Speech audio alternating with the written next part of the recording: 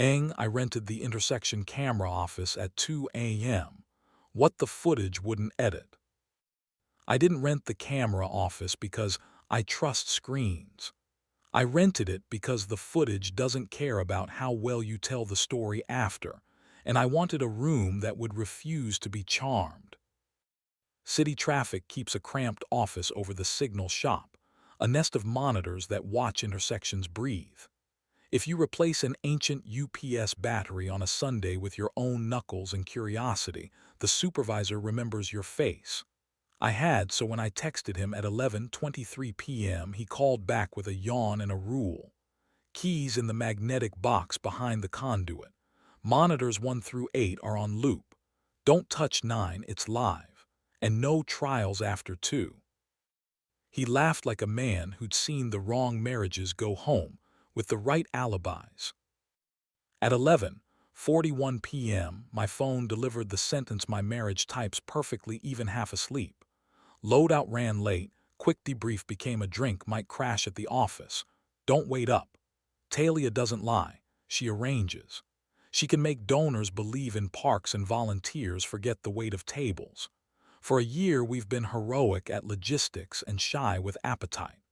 The person who made that dangerous is the operations lead who carries gaffer like contraband and patience like a license.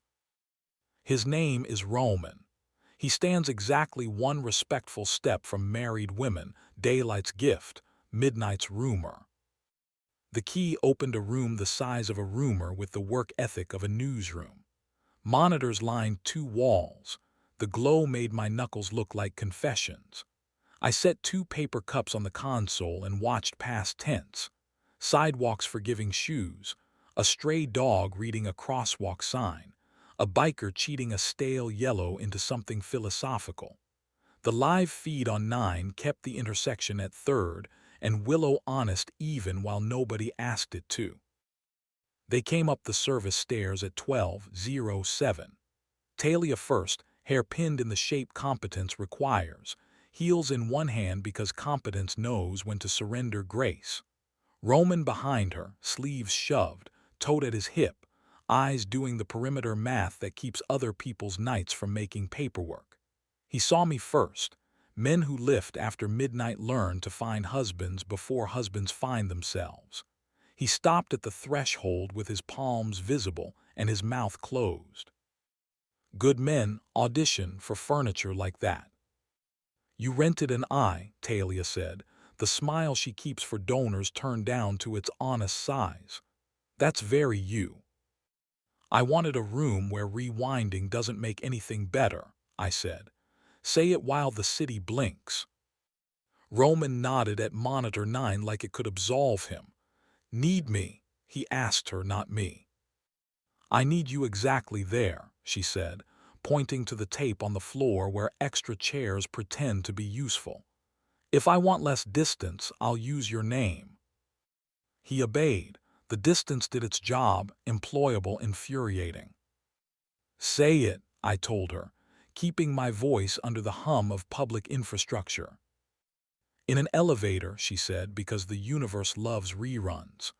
2 weeks ago, between floors and nouns, I kissed him, quick, mint, rehearsal. He stepped back. He said my name like a lock. I hated him for being the adult. I hated me for liking that he was. Tonight I nearly followed the part of me that prefers doors to rooms. I came here. Do you want me to hit him?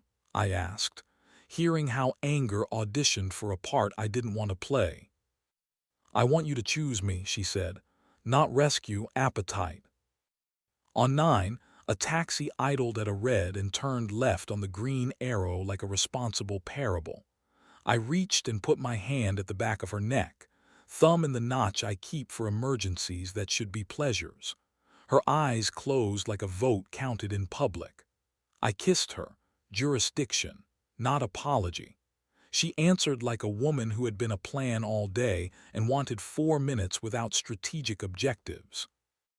My other hand slid along her ribs to the waist where elastic insists that even at 2 a.m. civilization has a seat at the table.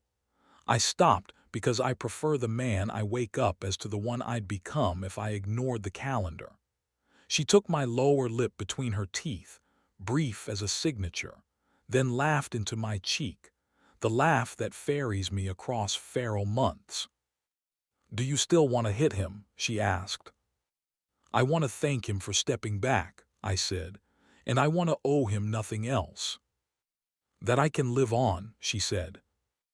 We sat in two swivel chairs that had survived 3 administrations and watched the intersection prove it didn't need us. She told me the truth I didn't earn and she didn't owe. The kiss was curiosity dressed as courage. Stopping was the only part daylight could live with. Tonight's almost felt like a door practicing her name. I told her about the motel with the orange doors and the brass key I didn't ask for, and the ridiculous laugh that saved our rent. We spoke sotto voce, like people who understand microphones even when there aren't any. Roman cleared his throat in the polite key. "Loadin' at 9, he said to the power strip. "The van wants 4 backs and 0 speeches." "Coffee at 9, I said, practicing a grammar made from declaratives and forgiveness. I pulled a grease pencil from my pocket, the kind crew chiefs used to label cables, and wrote on the metal console lip where a rag won't reach, "Choose before the elevator does." Talia took the pencil and, in tiny letters along the inside of her wrist, wrote, "Appetite, not theater." I kissed the ink dry, a ceremony that doesn't require witnesses. Monitor 7 replayed a Tuesday where a boy learned to tie his shoe while his father pretended not to help. Monitor 2 showed a couple arguing in gestures that preferred weather to verbs. Monitor 9 kept being live and bored. "Do something foolish," she said, "but survivable." I clicked the controller and overlaid the intersection with a grid. The white lines made it look like a map of a city that had decided to be honest. I set her left hand on the console and pressed my thumb to the notch at her neck like a man filing paperwork he means to honor. She exhaled in the key that makes hardware pretend to be human. I stopped when the ache became a reason and not a hunger, because algorithms may be unromantic, but they are good chaperones. "Invite me when you're interesting," I said, "not only when danger thinks it's charming." "I am inviting you," she said, "at 9 under fluorescence with a list in my hand." We watched a bicycle run a red in a way that was both a sin and an explanation. "Tell me the worst thing you almost did," she said.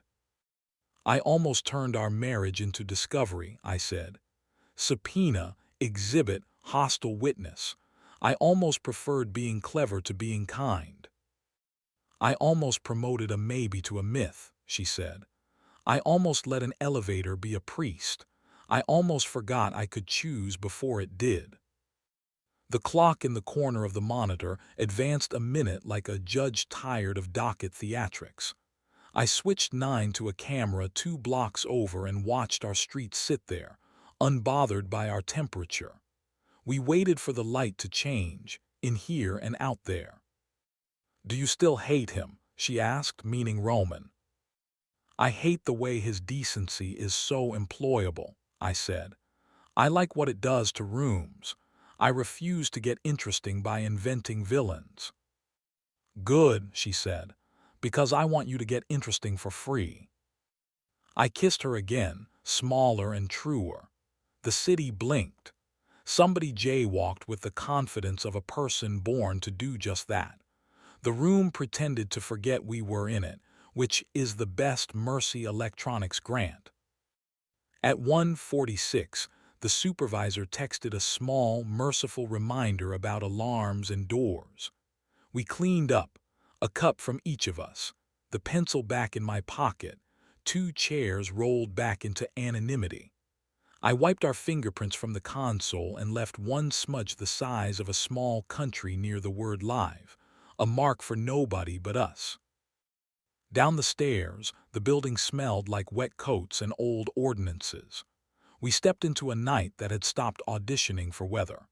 Talia pressed 2 fingers to my wrist, daylight legal, and the instrument in my chest found its note. We made one plan: breakfast at the diner that forgives you for ordering pie at 8, then 4 hours of lifting things nobody pays us to lift. At 9, the community center smelled like lemon spelling competence. Roman was already stacking tables with that modest inevitability that teaches gravity manners. I carried the other end and let the sun on my neck. Talia moved through the room with a clipboard, and a mouth volunteers obey without punishing themselves. When she passed me, she tapped the ink on her wrist, and the morning selected us without speeches. During break, I set a coffee by Roman's elbow. "Thank you," I said, "for being the adult in the elevator." "Thank you," he said, "for booking a room where the footage won't flatter you." He looked at the doorway like a man who respects exits. We loaded the van without theater. Tape squealed. A case admitted it had weight. A list agreed to be done.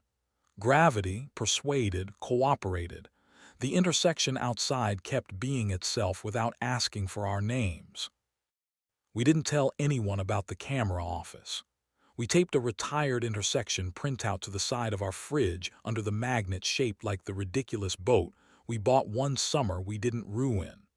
Sometimes when the apartment auditions for courtroom, we count the seconds between yellow and red and decide to spend them on appetite instead of theater. Sometimes she texts come and means stand next to me while I bend a room into competence and beauty.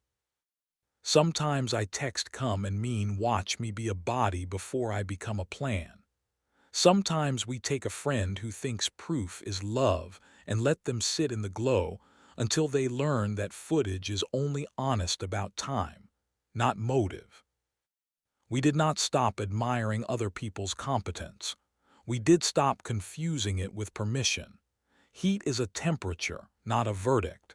Dead air is a witness that charges double after midnight. We eat before we try to win. We sleep when the clock loses its manners. We put our hands on each other in daylight like the sun still issues licenses. And when the gossip part of the city asks whether we have anything to add, we say we rented an eye that wouldn't edit for us, kissed under a red bulb that refused to flatter, wrote small words where a rag won't find them, choose before the elevator does, and left before 2 because that's the law now. Return the key. Let the intersection keep its secrets. We'll be down the block making appetites legal.